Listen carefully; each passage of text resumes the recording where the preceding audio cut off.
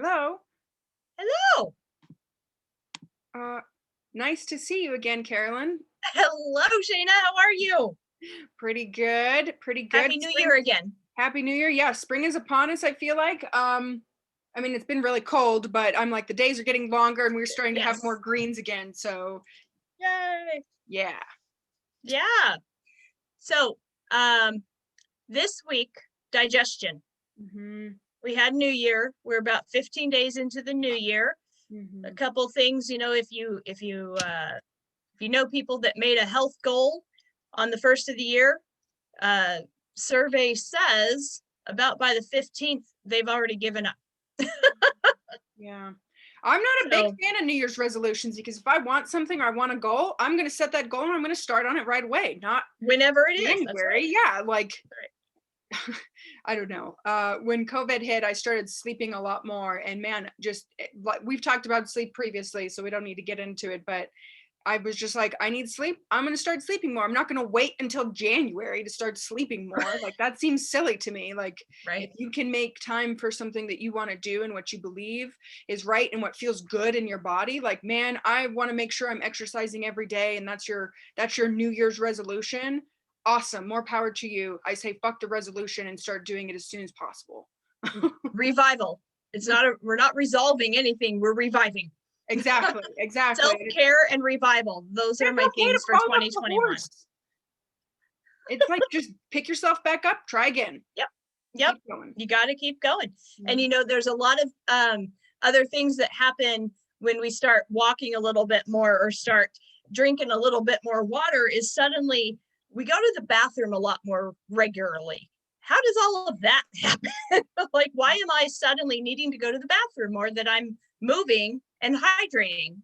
Oh, Mhm. Yeah, the hydration. I have patients tell me all the time, man, I just don't like having to get up and go pee. Okay, I mean, I hear you on okay. that, but like smokers get to go and take a 15-minute smoke break. So just think of getting up to go pee and wash your hands and like take a walk around the office or walk around Right. your house in my case, go up the Mm-hmm. stairs, go to the bathroom. Like it's really like a minute of time, maybe. Like it doesn't even take that much time. So it's so silly that I hear that, but I hear it so often. Yeah. And a lot of teachers have a real hard time. They're talking all day. Colorado at least is very dry, especially in the winter. And we're talking. And oh, wait, we don't want to hydrate because then we're going to have to stop and go to the bathroom. And we don't have time to go to the bathroom. Right. And if we live in a world where we don't have time to go to the bathroom, I need to change my world a little bit. Just a smidge, yeah. And I feel like that's a good segue to start talking about digestion because most people forget the first step of digestion is actually smell. The aromas, the smelling, the smell of even chopping an onion, starts stimulating the digestive system. It starts like uh what we call like a hormonal cascade signal where it says, okay, body, like start preparing, like move stuff down, like prepare the bowels, like start the stomach acid. We're getting ready to intake some food here. Right. But how many people actually spend time cooking? One, how many people actually spend time like tasting and actually chewing? We'll get into that in a sec. Right. Well, there's a reason actually why salads come first, because when that breakdown of those carbohydrates start going down, it sets off a chemical signal that says, oh, it's time to start digesting food, and does exactly what you said. It just starts the system, and it is a system, digestive system, Mhm. that has so many components. Yeah. Yeah. One of my mentors, she says, salad is the hardest thing to digest. And I agree with her because if you do not have adequate stomach acid, and this is why we put like oil and vinegar or lemon juice and vinegar or lemon juice and olive oil Oh, on our salads, is to help start breaking it down. Salad is rocks, salad is minerals, and those are rocks. And mm-hmm. so if you have improper digestion, eating salad isn't the best thing for you. Right. And so many people have improper digestion just because of our relationship with food, and not even talking about disordered eating, just simply like I'm sitting in my car eating, I'm sitting in front of the TV eating, I'm sitting and working on spreadsheets eating. Like that's the relationship with food. There is no relationship. It's just like simply this thing that I'm putting in my body, and I'm not even thinking about it and tasting it and experiencing all that it has to Intentionality give of it. me. Yeah. Yeah. Exactly. Being intentional and directing your food to nourishing yourself. Mhm. I Exactly. mean, the mind gut link is critical in, you know, if you and we've talked about this before, if you have some sort of negative memories from at any point, but especially childhood, that comes with food, whether a scarcity, whether you know, maybe you were somebody like me that out of respect for the labor that went into buying the food, you finished everything that was on your plate, you know, and those types of things that start to come in. But then really noticing, okay, this is my meal time. Right. This was prepared for me. This is whatever. This is nourishing my body so that I can go out and do and really direct and pay attention to your energy intake Mhm. time. Yeah. I definitely grew up in a house similar to like, and I'm sure many Americans have heard this, eat everything on your plate because of the starving African children. And Right. that's like, I understand the Those poor logic kids there. get blamed for Yeah, but I understand the logic there. We don't want to waste food. At the same time, we're actually teaching us to overlook our body's inherent mechanism that says, I'm full now, thank you, I don't need any more. And so I started implementing a few years ago after working with a naturopath who's also a Lakota medicine woman, and she likes to leave a little bite for God at the end. And I was like, oh, this is really interesting. And like I've gradually started to do this the years have progressed. And I've noticed that like the last few bites of my meal, even though like I'm eating a portion size that's reasonable, I'm just generally, I'm like, I'm full. I don't need to like have these last couple bites. And I'm like, yeah, but, and I have to like, no, you don't need it. You don't need them. You can want them. And sometimes I eat them. And then I'm like, damn, I overrode my satiating sure, signals and I feel sure. full, too full. Yep. Yeah. Yeah. And that is one tool that I will use with clients that are wanting to lose weight but don't want to change what they're eating. Mm-hmm. Okay, then let's take a look at serving size and portions. What are they supposed to be?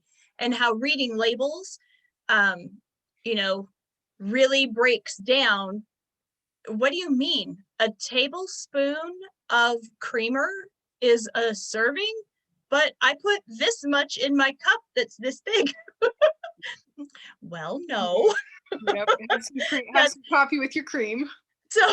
so you know, really just being mindful even of those things, and taking, if you're not somebody who wants to make actual dietary changes, but you do want to reduce your weight, let's look at serving size, Yeah. portions, because plus your body can only absorb a certain amount at a time, and the rest just sits there and builds up toxicity and goes to waste and is stored as fat, Yeah. which doesn't help digestion at all.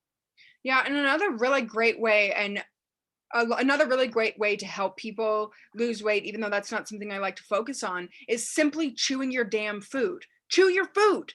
Cut it. I want people to do this. Cut a giant piece of meat, like a good chunk like that, you know, like like an inch by inch. Chew it all the way through.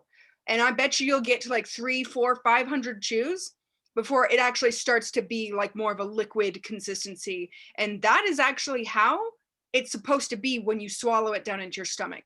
I like to say your stomach does not have teeth.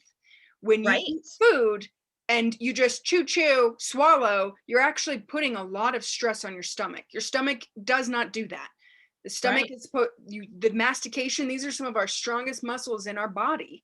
And if we're not chewing, mastication, we're missing out on a lot of good mechanical digestion that happens. Right. And again, it's signaling to your system that food's coming down the pipe and we got to get ready to do something. So what does happen after you swallow, and then what happens? So in the mouth with mastication, there's 2 enzymes. One helps to break down fats a little bit, and then we have carbohydrates start to get digested in the mouth as well. And then we swallow it and it goes down to the stomach, And as long as the sphincter is working correctly, the sphincter closes and now you have food in your stomach. Where you have hydrochloric acid, the pH of the stomach should be about 2. It can be all the way up to about 4, but ideally it's about 2 to 3. Sure. And that's really low, like that's enough to corrode your skin. This is where primarily protein digestion happens, although a little bit more carbohydrate digestion happens here as well. And the stomach, again, there's some mechanical motion. It's like this that kind of happens, like massaging of the, what we call it the chyme, CHYME. And that's why you got to have teeth. Well, yes, and that hydrochloric acid, which is made up of hydrogen and chloride. And we need sodium in there. And how many people are on salt restricted diets? How many people drink coffee, which is salt wasting? How about? Yeah, salt is super important. I think we're going to have a whole talk about salt. On sodium, yeah, right. Because, oh my goodness.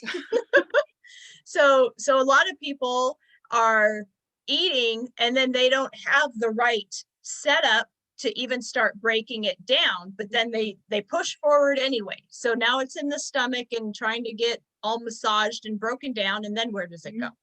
So then it goes through another sphincter, and it goes into the first part of the small intestine. We call it the duodenum.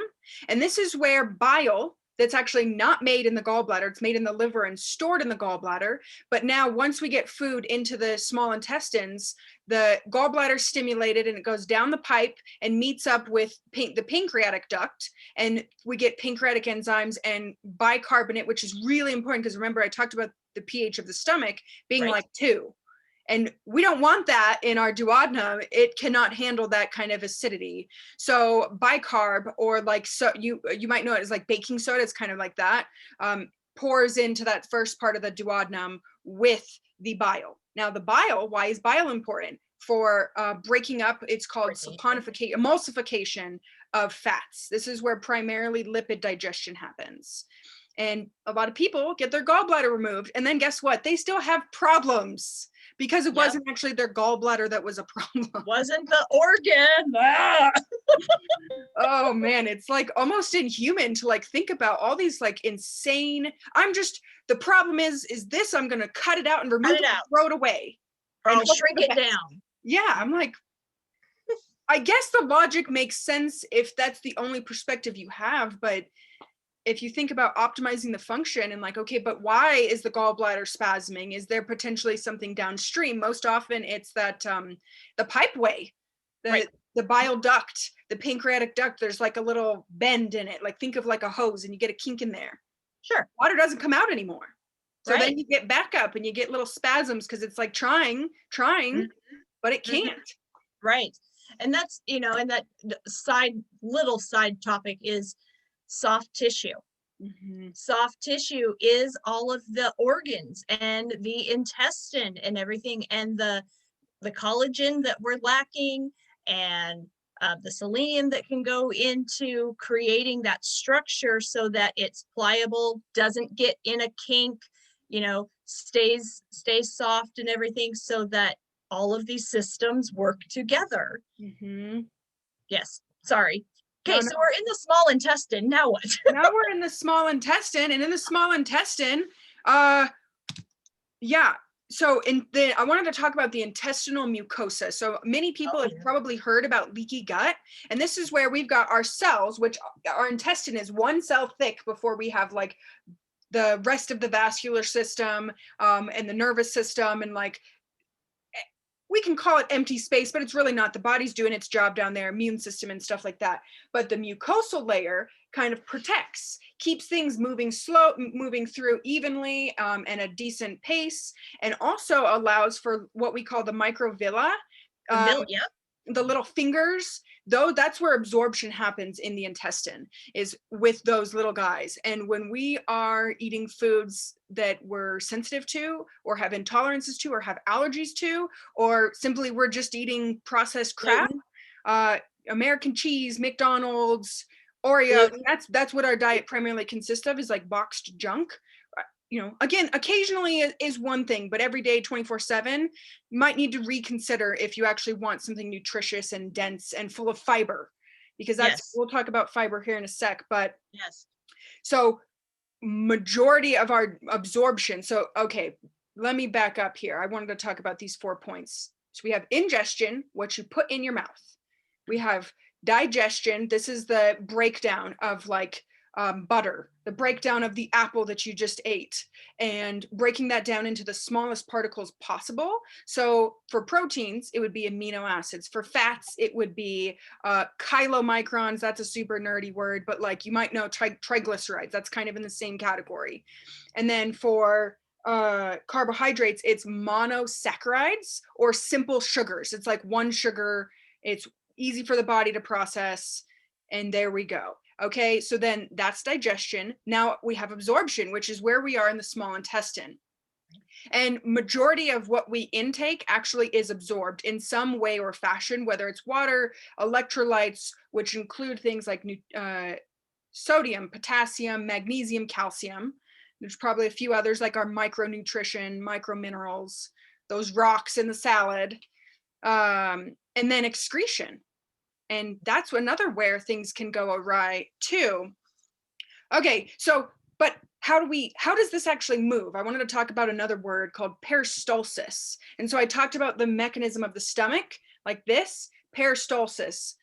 Smelling food stimulates peristalsis to begin.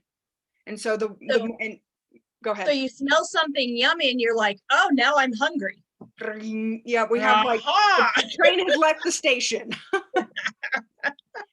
And in an ideal world, with every large meal we eat, we should be pooping. In an ideal world, after every meal. And I actually think this is where another system where we have overrode our physiology. And so most Americans poop once a day, if they're lucky. I would say the conventional system says if you poop once every 3 days, you're good to go. That is horrendous. And when people tell me that, I'm like, how are you not like an angry person? You're grumpy. You've got all these toxins building up. You probably have a headache for days. Oh my God. Yeah. And because you're not moving stuff along. So, I mean, we don't like it. So it goes into the bathroom and we flush it. Why do we want to keep it in our bodies? No, and we really don't. And okay, so peristalsis is really super important. And so excreting our waste is important too. And I wanted to talk about the entero, which means the guts, the gastrointestinal system, hepatic, liver, recirculation. So most of our blood that's nutritionally rich now, that we talked about all that absorption that happens, it goes back and feeds the liver. That's a different system than the enterohepatic recirculation. This is in the colon, where mostly water and a few electrolytes are absorbed, but mostly what happens here is compaction. We've got that fiber we talked about, soluble and insoluble, any other waste that our body doesn't need. So the bile will bind to things that are metabolically no longer useful to us, oftentimes toxins, plastics, hormones that we no longer need, things that have been spent and used. That makes sense. And if I just want to throw this in real quick. When people are like, what do you mean plastics? I'm not chewing on plastic. You need to know what is in that boxed food. Almost anything that has some sort of a preservative, that is a softening agent, there are plastics in there. And if you look on a packaged food, try and find the actual food item that is.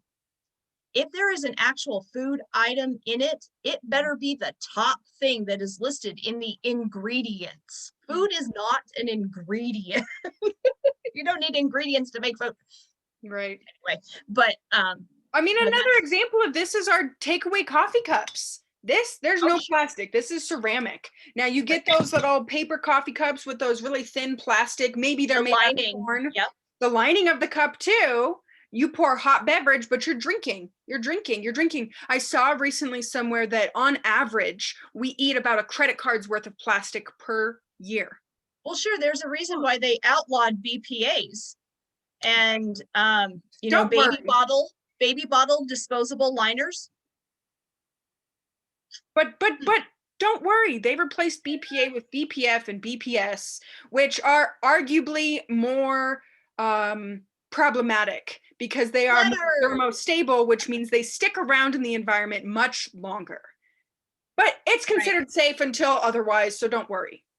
It's very interesting FDA system that we have in this country where it's like safe until proven otherwise. I really love foods that have been set to European food standards. Yeah. They are much higher quality. But anyway, that's another day. That's another day. Yeah, exactly. We'll have to talk about what real food actually is because it's just a misnomer, unfortunately. Mm-hmm. So I feel like I'm kind of a little all over the place today, but in the colon. Yeah. Well, yes, colon. Yes. So what happens if somebody has a blockage? A blockage, like an actual blockage where like the colon folds on itself, or like you haven't pooped in 10 days? No, like it's collapsed because the structure's no longer good. Right. Collapsed, and they have to remove some of it. Yeah, so that's tricky, and it depends on how much. Oftentimes they'll remove more, but that is good in that if you have a system that, again, think of that king toes, that is not getting adequate blood supply, you're having necrosis, which is dead tissue, which can lead to gangrene, which can lead to sepsis and then death. And it happens so fast, unfortunately. So it's not good. And so it's like, pick your poison. Would you rather have necrosis or would you rather have all of your body parts? Well, hopefully we can prevent you from getting to the point where your body parts are decaying in your body. That's always the goal. Like, we're young. Carolyn, you're young. Like I feel like people aren't really old until they're in their 80s. 80s, exactly. And then it's like, okay, you're actually old now. Like, you've earned that title. Congratulations, you made it. Yes. And so, and it kind of works. So if the organs are not functioning properly, there's been some sort of deficiency along the line somewhere, which more commonly than not, has happened to that villi structure due to toxic buildup, gluten, pesticides, everything that is in our food that, our liver can only do so much, can only filter through so much till it gets down into that system. And then the intestines are like, stop. Yeah. They put up this wall, and now there's no absorption going on. So then the health of our organs start to deteriorate. Exactly. And so you've touched on a really important point, and that's the liver gets it can only do so much. And that's the importance of the enterohepatic recirculation system is if you're not pooping every day, at least once where you feel complete, that crap is literally sitting in your system that is full of toxins and stuff you don't need. Your body is done with. It says we're done. That's why it's on the delivery truck out your body. And so it sits in there, and the venous system, the veins go and start reabsorbing. The longer your poop is in you, reabsorbing back into the liver. So things that the liver's already processed go back to the liver, and the liver has to do its job all over again because we're not like optimizing the function of our guts. You need to poop every day, at least once. Mm-hmm. It's kind of like the air vent system in your car, and you hit that recirc button. So, that's nice if you're driving out in the country and it's fresh air, but then you get on a dirt road and suddenly you get this dust in, and that just keeps going. And then your kid takes their shoes off and their stinky feet keep going and keep going. And you're just recirculating that same trash instead of stopping that input, opening the windows, clear the air, and bring in some fresh. And, it's an odd way to kind of explain what you're talking about. It is definitely that way. And so things that can happen here are like hemorrhoids. I wanted to talk a little bit about things that can go wrong. So hemorrhoids are the veins actually inflamed because they're not able to do their job properly. The venous system is being burdened. And so that's our what we call vascular integrity. And there are many things we can do for that, berries being one of the best things that we can do. The antioxidants. One of my mentors who passed away many years before I knew him, Bill Mitchell, but the stories that people talk about him keep his spirit alive. He actually created a product called berry anthocyanins, which is just a fancy way of saying antioxidants. Oh, okay. It's this beautiful, like beautiful concentrate of, I want to say a dozen different berries, all organic, of course, because you don't want to be putting pesticides into your body. And unfortunately, berries are covered in the US with many pesticides and insecticides. And that helps to support that astringent quality, that like that the tartness of a blueberry helps to bring the vascular tissue, that leaky gut. You can extend it to the other types of cells in our body too, leaky endothelial cells, as I call it. Yeah. Anyway, so hemorrhoids. And then something you touched on, Carolyn, is gluten intolerance, celiac disease. And people can also have gluten intolerance without having celiac. But what you were talking is basically like taking a lawnmower over these little tiny fingers in our small intestines and taking them away. And now we have no more surface area, or far, far less, to be able to absorb. To bring, exactly. And you know, we still have this ongoing issue in the world right now. And so the immune system itself that is being created or destroyed by our digestive system, by what we're putting in our body, is all within our control. And it is possible to bring that back because the body knows that it needs it. So it's not like, okay, it's clear and gone. You can bring that villi back, but you've got to quit invading it. Yeah. And this is, we haven't really talked about my GERD program yet, but one of the products that I plan on using with this is a product by Designs for Health called GI Revive. It is a kick-ass product, and it's got all kinds of great herbs and nutrition in it that help to heal that gut lining, that leaky gut tissue that's all separated and loose and has lost its integrity. And you're affecting the immune system now. When a food allergy test comes back and everything's popping, that does not mean that you're allergic to all your foods. You've never even eaten amaranth and it's popping. Why? Right. And you can become unallergic to these things too. 100%. When you clear your digestion. Yep. And most of the time it's like one food that's the offender primarily. And then it's just like a downstream effect. I do think people are like, well, what's the best diet to eat? I think it depends on the person, depends on the body, depends on their constitution, and depends on their needs. And like sometimes you have to take into consideration. So my family is European American. I've been in this country, my family lineage, for a long time. But if we have a first generation Italian, maybe it's more important that they eat a diet that's more similar to their ancestors. And I am on board with like eating more akin to how our people previously ate, before macaroni and cheese craft was like all the rage. Right. And you know, it's something where the wheat seed, the wheat germ, the wheat plant itself is not the offender.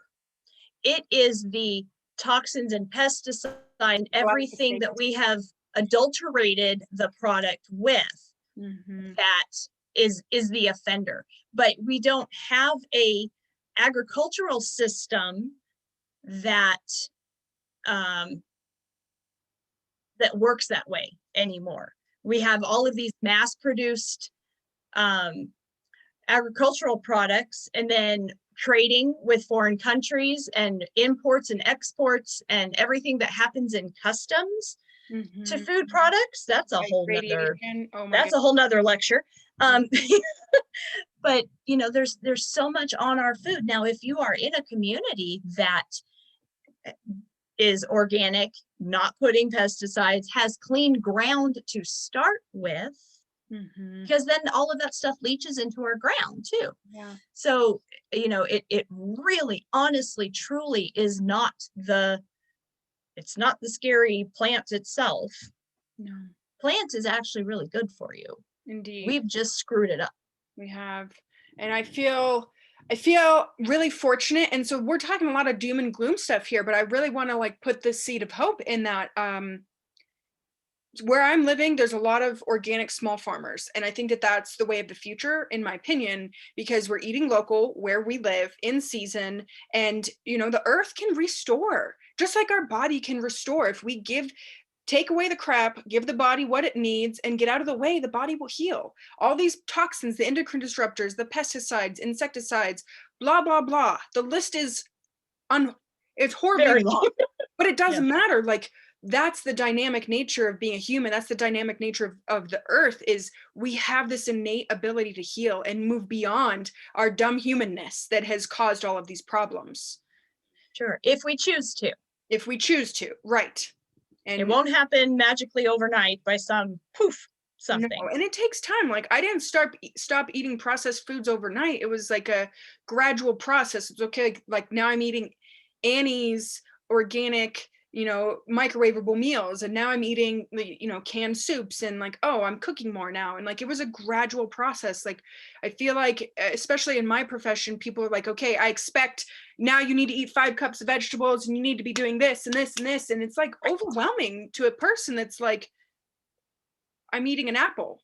That's like the only whole food that they're eating, right? It's like, right. Gradually increase the way of going.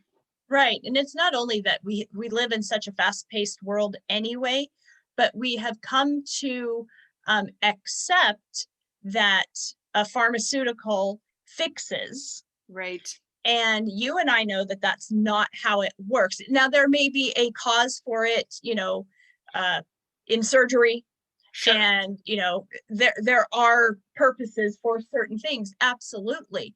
But when you have a synthetic something come in and take over the process of something that you were born with the ability to do on your own, there is no reason why that should be your immediate go-to, your lifelong status, you know, all of these things. And if you've been on something, on a pharmaceutical, it is going to take some time for your body to filter through it and stop calling on it and kind of remember, you know, it's a process, right? Just like you were saying.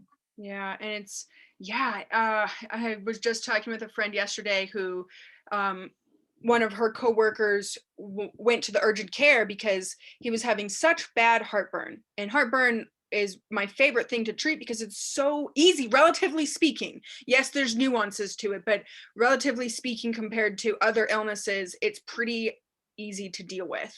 And so he went to urgent care. They gave him a prescription proton pump inhibitor.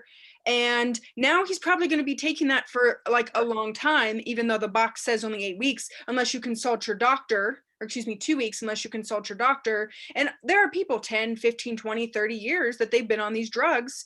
By the way, what about your magnesium level? What about how are your bones doing? Calcium, good luck digesting that, because what did we just talk about with the stomach acid? Our pH needs to be 2.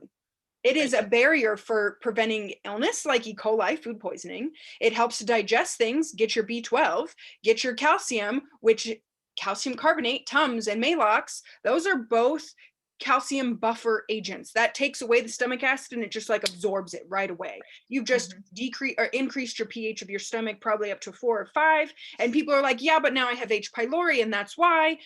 Okay. You know, maybe that's part of it. I actually think H. pylori is a commensal based on the research I've seen. And, you know, are we tending to our garden as it should be, or are we medicating our lifestyles and, you know, keeping our head buried in the sand, which I'm going to guess the latter. Right. I work with one guy who's like, you know, we started to go downhill nutritionally as soon as we started cooking with electric stoves instead of using the ash from our wood stoves, putting it back in the garden and using our own food sources and everything like that. That was the begin of the decline. Interesting. Yeah. Was moving away from those wood ashes that contain the minerals that we need. That's really interesting. You know, when you have a system, the body, that requires, you know, 60 minerals and only 16 vitamins, there's a lot of things that get overlooked. And I totally just lost my train of thought, whatever I was gonna say. Well, here's a good But example yeah. of that. TPN, total nutrition, through parental, which is like through like the vascular system. Okay. Mhm. It only has the basic nutrition that you need to survive, nothing more. And by the way, chromium, even though it's essential for insulin and preventing diabetes, it's not essential. You don't need it to live. Sure, you might be sicker with it. I have a family member who's been on TPN for quite a while now, and she started developing diabetes because of it. And they will not put chromium in it. They do not care. The Wow. job of insurance companies is not to keep you well. The job of insurance companies is to deal with remediative health, and that's it. Right, right. The alkaline diet, that's what I was gonna say, Yes. is, all the rage. And somewhere we got some connection with cancers and acidity and alkalinity. And I was like, oh my gosh, I just can't even Just eat some damn vegetables. think through it. The body is, I actually just did a talk about this. The body does not change pH. The body has a very tight pH regulatory system. And if we even deter momentarily from it, we will die. Like literally our body is full That of it enzymes. desires, requires, yes. Mhm. We will die. Like this is why we will take calcium. So acid, you're drinking 5 sodas a day, you're only eating meat and occasionally like broccoli, and that's pretty much your diet. Maybe with some bread in there too, because that seems to be pretty standard.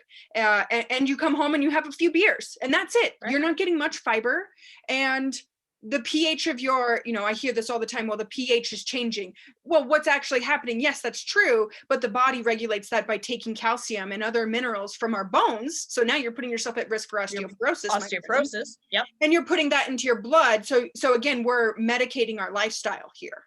Mhm. Instead of tending to our garden, tending to our organism, our body, our soil of our body, we are poisoning our body essentially. It drives me bananas where you end up with your calcium situation there. So you get calcium in your blood, and then you're developing kidney stones along the way. And then suddenly you're getting a blood test that says you have calcium in your blood. Quit eating red meat. Stop, don't take any calcium supplements. You've got too much. Not looking at it from a functional perspective. Why do you have too much calcium in your blood? That's the question. That's the question naturopathic doctors ask. Pulling it because it's needed, because you're not getting it. Right. That's right. The body is inherently wise. I don't know how many times I'm going to say that in these little videos that we're doing. Many. Yeah. Okay. Yes. So we're digesting a lot of stuff here. We are digesting, and I want to leave people with one tip. So Yes. there is a nerve called the vagus nerve. And hold on, this really nerdy thing. What happens in Vegas stays in Vegas. What happens in the vagus nerve does not stay in the vagus nerve. I don't remember where I saw that on social media, but it is super nerdy. Yes. The vagus nerve is the only cranial nerve that actually leaves the head.